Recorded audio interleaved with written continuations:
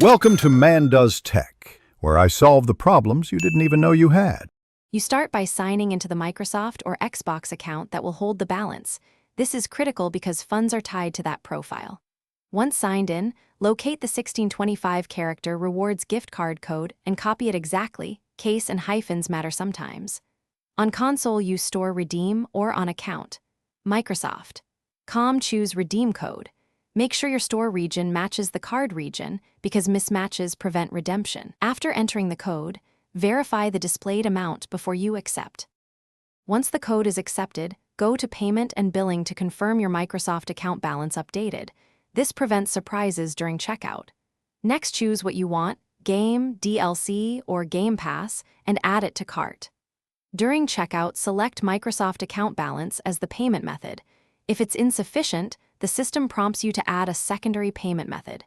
If you plan recurring subscriptions, make sure auto-renewal uses the balance or update the billing method accordingly before confirming the purchase.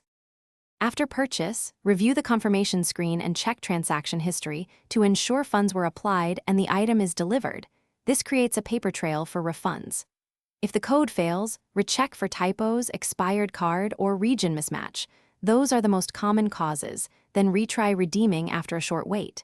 If problems persist, contact Microsoft support with the card code and transaction info.